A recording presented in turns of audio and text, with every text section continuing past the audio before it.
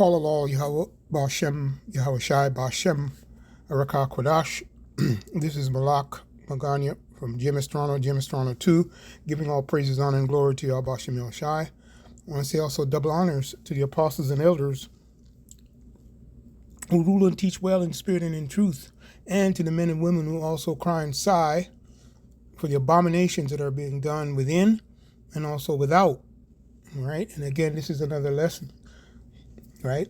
It starts, of course, within and then, it goes without. But as you can see here by the title, I wish you folks could see it.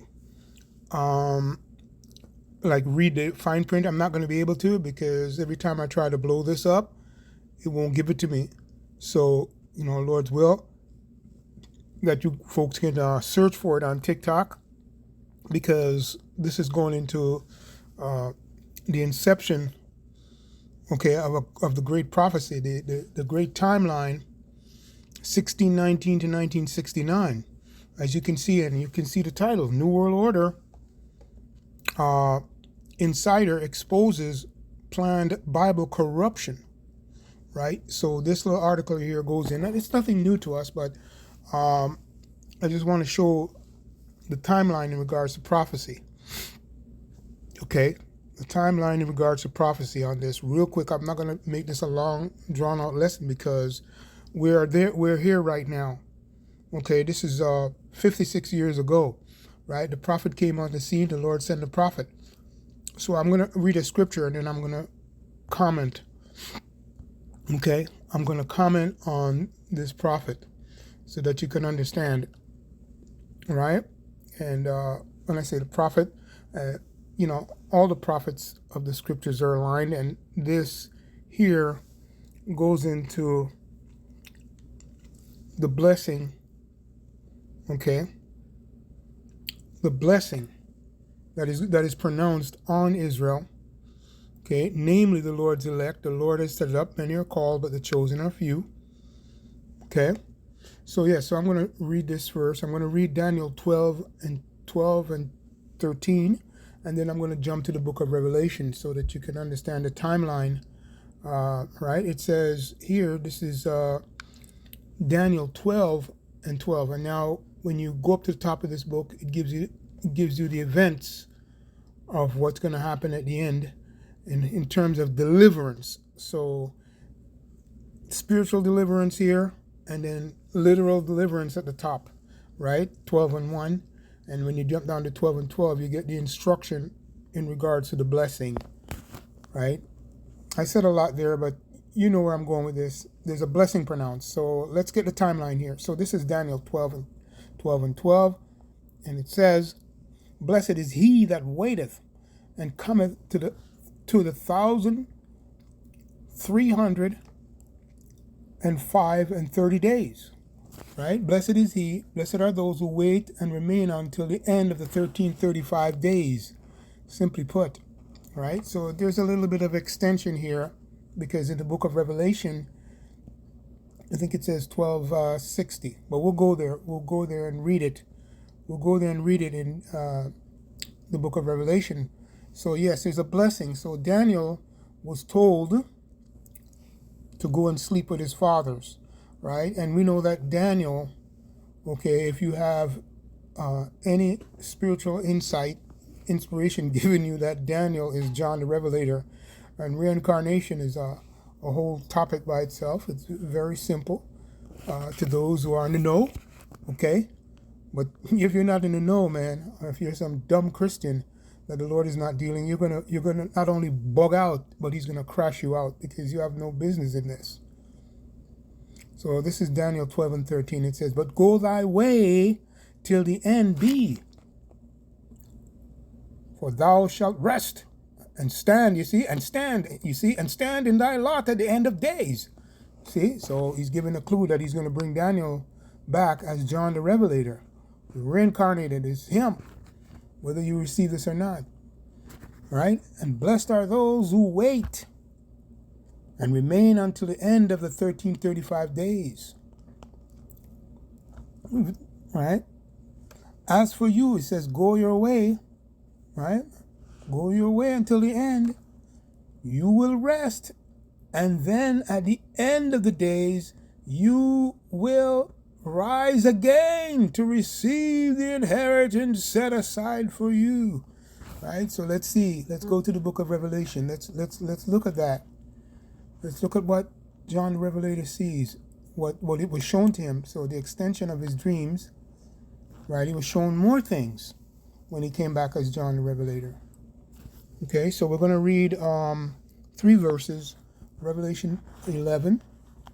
Okay, and remember the timeline is the date that you see here on this video, 1969. Okay, I'll show you the link. I'm not going to say too much on the Dark Ages. When Esau's deadly wound was healed, and he would set up to usurp, to come into power, right? And the major aspect of his power was, I should say, in America, in Babylon, roughly less than, I'm going to say, timeline about 200 years from 1969 going back 200 years, he started to rise up, right? But significant things happened on this timeline, 1969. So let's read it. Let's start from verse 1. Bear with me. It says, this is Revelation 11:1. It says, then I was given a measuring stick, and I'm going to read it from the NLT. And I was told, go and measure the temple of Yahweh Hashem Yahushai, and the altar, and count the number of worshipers. Okay? So it's a numberless group. Okay, you can't count the numbers. So it's a spiritual thing. The point is the Lord has the numbers. Okay? Okay? Now, simply put, verse 1 there, the temple there is going into the people, right? And the altar, the worship, the eternal worship, okay? The message of the mark of the beast was given, and sound eternal truth, doctrines that is centered in Yahweh, Bashem, Yahushai, centered in Yahushai, right? Who the Father gave. And when you go to the beginning of this book, Revelation 1:1, it tells you this, right? So, as a matter of fact, let me read it, because I said a lot of stuff there. Sometimes I say things, and, right, Revelation 1:1, you can read it, right? As a matter of fact, I'm going to save time. You go there, and you'll see who gave the Son the instruction, and then he gave it to his elect, right? And which is the temple now, okay? So the temple here that is being spoken of, that John was seeing way down in the end of days, right? 1969, that was going to be risen up as a people, okay? Israel is always a people. Yasha'Allah is a people before it becomes a place, right? Because we already have a resting place, okay? And this is not our rest. Don't get it twisted. We're not resting here. We're resting in the Lord, okay? That's wherever he is, that's where we're resting, okay? Simply put, okay? Verse 2, I'm going to read 2-3. So it says, but do not measure the outer court, right? Simply put. So all the shenanigans, the things that happen in the outer court, the Lord has nothing to do with it. Do not measure the outer court. So the Lord now is beyond the veil in his temple with his temple. Okay? Right? The bride and the bridegroom, right? Yahushua was sent to rescue his bride, right? And the temple there is a figure to show who's the elect. Okay? Okay, so don't measure what's in the outer court, the altar of sacrifice. There's a lot of Israelites out there, and the Lord has blocked them from coming in. You can't come in, right? But you know what? The Lord allow agents and deceivers to run around, right? But guess what? They can't come in. They can't come in the temple. You want me to read the verse again? No, I won't read the verse. You can read the verse. I'm not trying to talk down at anyone here, right? So the temple is the elect. But anyway, let's continue on. It says, they will trample the city for 40 and 2 months. That's the point I'm trying to make here. That's the timeline. Okay? All right. So So the great timeline, right? Because we're in the end now. It's a matter of, all right, 50, it's 50, that's why I preface 56 years, right? We were in the end. We're in the end, right? The mark of the beast is finally here, right? Digital identification is here, and there's nothing that anybody can do to stop it, because this is all the Lord's mark, and he has an agency that he uses, that he's going to use to bring about this mark, right? NATO and the EU is part of it, right? Beast system, right? The papacy, hey, you're all part of it, and you're doing a good work. You can't stop now. Don't stop now. Don't stop now. Canada, the United States, all the other nations, you can't stop. You have to fulfill the will. Revelation 17, I think it's 17:17. They will fulfill his will. Okay, you have to fulfill the will. As a matter of fact, let me read that. Revelation 17:17. As a matter of fact, let me read that, because you have to fulfill the will. That's why I'm saying it like that. Right? There's nothing you guys can do to change anything, man. And there's nobody that's going to stop this. When you hear Satan come and tell you that you can't stop it, you can't stop it. Because Satan is under strict orders, man. He's a worshiper of the Lord. It says, for the Most High, Revelation 17:17. Let me get it. Right? So, Revelation 17:17, for the Most High had put in their hearts to fulfill his will, and to agree, and to give their kingdom unto the beast, until the words of Yahweh Bashem Yahushua is fulfilled. So yes, you can't stop it. You can't stop the mark of the beast. Right? And the seal of Yahweh Bashem Yahushua in Revelation 14 has nothing to do with this place, other than his temple is going to have that mark.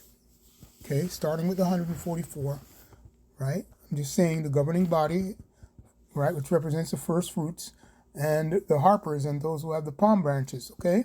The rest of the elect, right? That will come also from America and the four corners.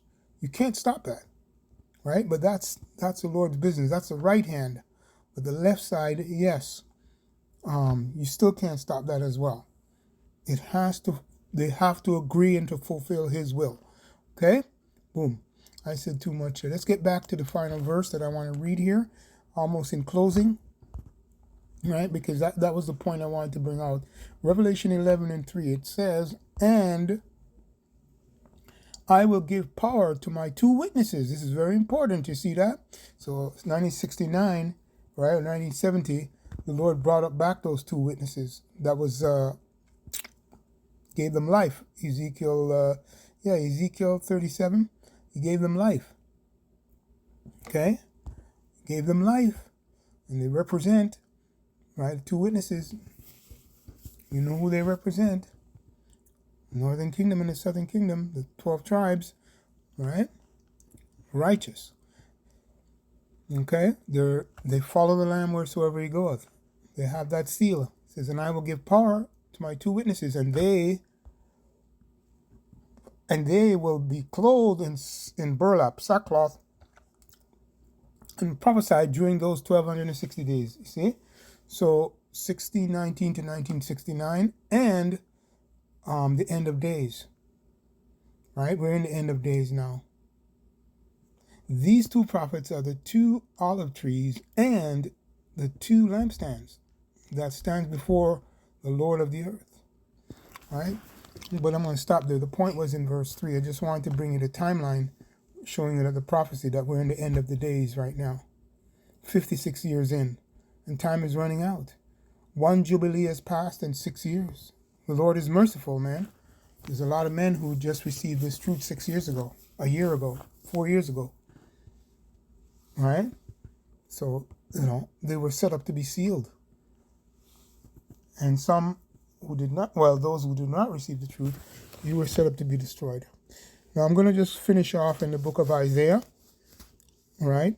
The book of Isaiah. I'm going to go to Isaiah 8:16 to 18, and then it'll be my final verse to go into, okay? So this is Daniel 8, just to tie in there in regards to the seal. The seal. Right? So It's beautiful. So this is Isaiah chapter 8, right? And the heading goes into, as you know, the remnant, the believing remnant, the remnant of his seed. Okay? I'm using it interchangeably there. So the term remnant could be the chosen seed or vice versa. So it says, sanctify, I'm going to start at 13, sanctify the Lord of hosts. You see? Sanctify the Lord of hosts. Make the Lord of heaven's army in your holy life.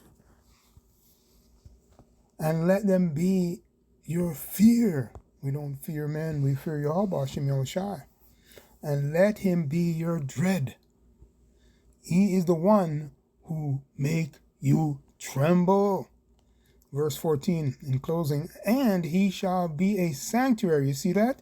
In the most holy of holies, this was demonstrated when Yahushai, when the Lord Yahweh took back the whole, took the Ruach HaKodesh from him. You know what happened? The veil of the temple was rent. Okay, and only those who could see, who were permitted to see, that had the spirit of prophecy, could see and understand. Now it's time to go beyond the veil, right? Following the Lamb wheresoever he goeth, right? And we know what happened with the prophecy, 3 days and 3 nights in the heart of the earth. I don't have to go into that, right? You can look that up yourself and look at how the Lord revealed it to Jonah. Same thing. Jonah is dove, by the way. Represent the Ruach HaKodesh was with him, right? And he said, I lay my life down and I take it up again, right? But you people don't understand that, right? He never does anything without his Father. The ultimate, Yahweh is the ultimate, the ultimate lawyer, Lord of armies, right? And Yahushua has that, and he has extended that to his first fruits and the rest of his elect on this side of the kingdom. Continuing on, I said too much there. And he shall be a sanctuary, you see, for a stone of stumbling, right? He will keep you safe. But Israel and Judah, you see, he will be a stone that make people stumble, you see? Definitely, right? Because the sifting is on and he has to sift his house. And a rock that makes them all, and for the people of Jerusalem, he will be a trap and a snare. See that? He'll be a snare. The Lord's going to be a snare.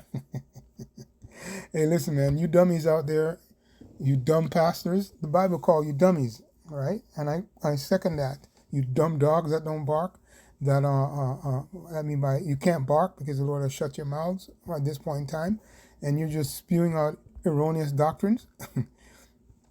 He's a trap and a snare to you, right? We fear him, and he has mercy on us. All praises to Yahweh Shem Yahushai. Verse 15, Isaiah 8 and 15. I'm going to read to 16. And many among them shall stumble and fall and be broken, and be snared and taken, and many will stumble and fall and never to rise again. They will be snared and captured. Yeah, the Lord will put you out. 2/3 of our people, simply put, the Lord has a special plan for them. Read Zechariah 13 and start from the 7th verse. I think around to the 9th verse. Right? So yes, verse 16. Here's the point. Isaiah 8 and 16, bind up the testimony, seal the law among my disciples. And the law there is going into the name, right? Simply put, is the name, right? And then when you go into it, the instructions are the law, right? And the testimony is that the spirit of prophecy is going to be with the elect. So the testimony of Yahushua, which is the spirit of prophecy, is going to be with them, and the seal, the instruction, right? That's what the law means. It's instruction. Okay? Right? And the spirit of prophecy will be on them. Simply put. Right? And you know what? I'm just going to, I'm going to shut it off. I was just impressed to say this. in this. I'm going to read verse 17. It says, "And I will wait upon the Lord, that hideth his face from the house of Jacob." No, yes, yes. No, yes. Not the house of Esau. The house of Jacob, the 12 tribes of Yashar Allah.